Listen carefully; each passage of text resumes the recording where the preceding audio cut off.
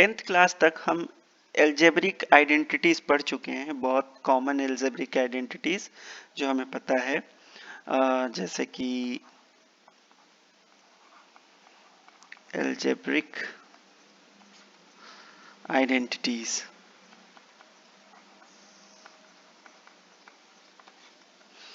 जैसे कि अगर हम बात करें a प्लस बी के होल स्क्वायर की, तो ये क्या होता है?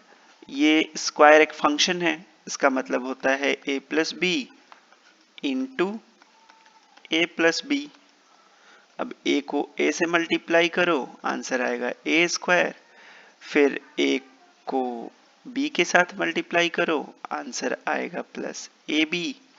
फिर अब b को a के साथ मल्टीप्लाई करो, आंसर आएगा बी ए। और b को b के साथ करो, आंसर आएगा बी स्क्वायर। तो इसको बोलते हैं डिस्ट्रीब्यूटिव प्रॉपर्टी। डिस्ट्रीब्यूटिव प्रॉपर्टी से हमें फॉर्मूला मिल गया। फॉर्मूला मिल गया कह लीजिए, यह आइडेंटिटी है जिसको एक्सपेंड करने का हम फॉर्मूला कहते हैं। a प्लस बी का whole square A square plus 2ab plus B square हो गया। अगर हमें क्यूब निकालना होता तो भी हमारे लिए मुश्किल काम नहीं था। a प्लस बी का whole cube is equal to A plus B into A plus B into A plus B. a plus B into A plus B का फॉर्मूला हमें पहले से पता है, इसका एक्सपेंशन हम कर चुके हैं। A square plus 2ab plus B square. आप टर्म को आगे पीछे लिख सकते हैं, उससे कोई फर्क नहीं पड़ता है एडिशन में, a प्लस बी लिख देंगे। जब इसको आप एक्सपेंड करेंगे तो आप सबको पता है, 10th क्लास में पढ़ चुके हैं, a का cube plus 3a square B plus 3ab square plus b का क्यूब। इसको कुछ लोग ऐसे भी लिखते हैं, a का क्यूब प्लस b का cube plus 3ab a plus b। ऐसी बहुत सारी आइडेंटिटीज हैं जिसको आप जानते हैं, जैसे कि पहली आइडेंटिटी हो गई a प्लस बी का होल स्क्वायर, सेकेंड आइडेंटिटी हो गई a माइनस बी का होल स्क्वायर, थर्ड आइडेंटिटी हो गई a square minus B square, fourth identity a plus B का whole cube, fifth identity a minus B का whole cube, sixth identity a का cube plus b का cube, seventh identity हो गई a का cube minus b का cube, eighth identity हो गई a प्लस बी का whole square minus a minus B का होल स्क्वायर, है ना।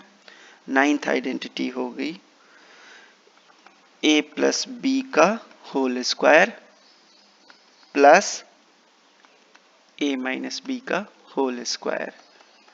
10th identity. ऐसी बहुत सारी आइडेंटिटीज आपने प्रीवियस क्लास में पढ़ी हैं और आपको पता है कि इसको कैसे खोलना है, और इसको लिख के टाइम बर्बाद करने की कोई ज़रूरत नहीं है। हम सबको पता है कि कैसे ये एक्सपेंड की जाती हैं, इसके फॉर्मूले हमें याद हैं।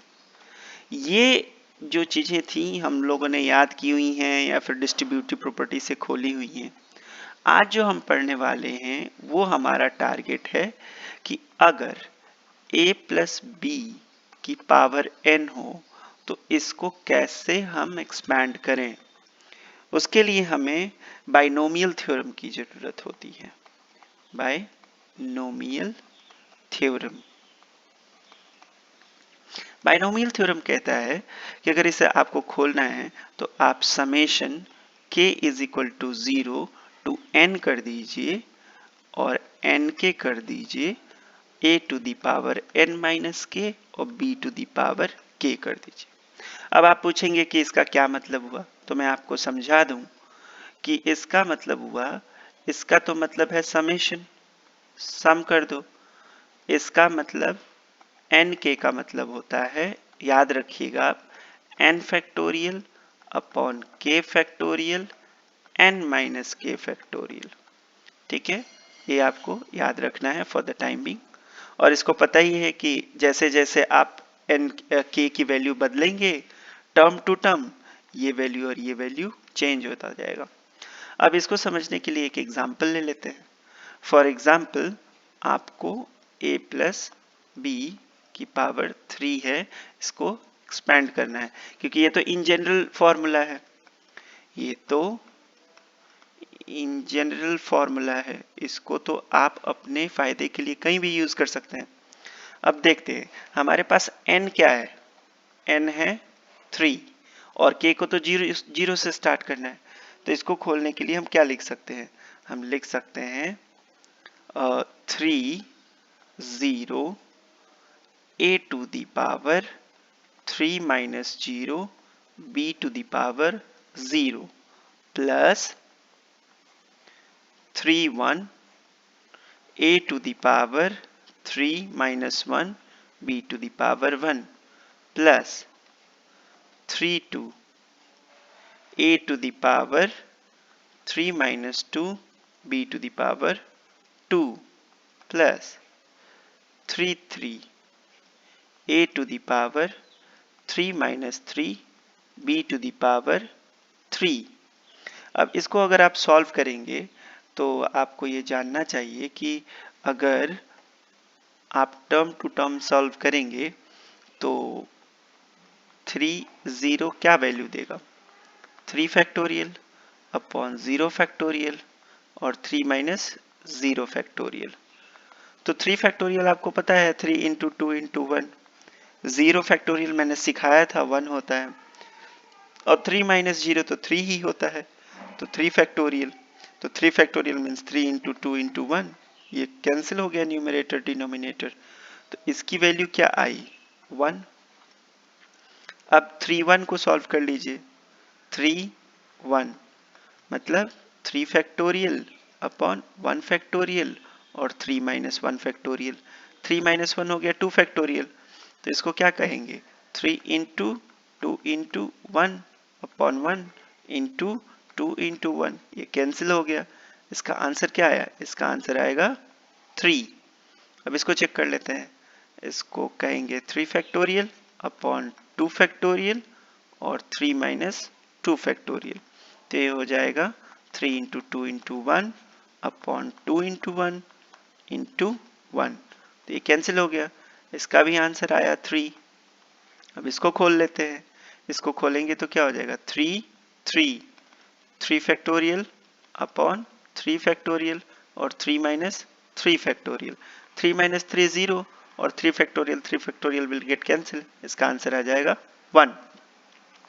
तो आप कैसे लिखेंगे, अगर आप इसको देखें तो इसको अब आपको लिखना है समराइज करके, तो इसको लिखना बहुत आसान है, आप आराम से इसको लिख सकते हैं, इसको लिखने में आपको कोई तकलीफ नहीं होगी। अब इसको लिखने के लिए आप इसकी जगह पे क्या लिख सकते हैं, इसकी जगह पे 1 लिख सकते हैं, तो फर्स्ट टर्म आपका क्या हो जाएगा a क्यूब, क्योंकि ये हो जाएगा 1 और ये हो जाएगा 1, तो फर्स्ट टर्म आ गया आपका a cube plus second term क्या होगा, सेकेंड टर्म हो जाएगा ये 3 है तो प्लस 3 और ये हो जाएगा a की पावर 2 और b, थर्ड टर्म क्या हो जाएगा, ये हो जाएगा 3 a, ये हो जाएगा a और ये हो जाएगा b स्क्वायर, और फोर्थ टर्म हो जाएगा b क्यूब, यही तो फॉर्मूला था आपका a प्लस बी का होल क्यूब का, मतलब आप इस तरीके से किसी को भी एक्सपेंड कर सकते हैं। अब आप ट्राई कीजिएगा, a प्लस बी की पावर 5 के लिए, a प्लस बी की पावर 7 के लिए, ये सब होमवर्क है, आप कीजिएगा, इसको करके देखिएगा। इसके बाद आपके लिए मेरे पास एक क्वेश्चन है, उस क्वेश्चन को आप लिख लीजिए और उसको सॉल्व करने की कोशिश कीजिएगा। क्वेश्चन ये है, the acceleration due to gravity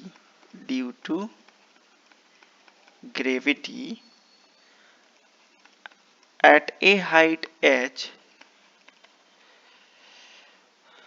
above the surface of earth